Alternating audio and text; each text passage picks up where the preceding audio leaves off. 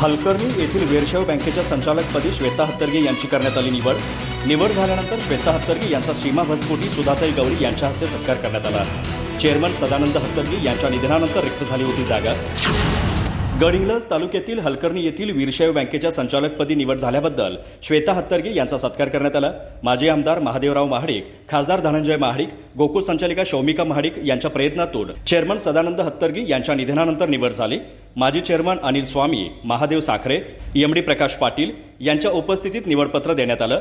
प्रास्ताविक संगीता पोतदार यांनी केलं। निवड झाल्यानंतर श्वेता हत्तरगे यांचा सीमा भस्कोटी सुधाताई गवळी यांच्या हस्ते सत्कार करण्यात आला।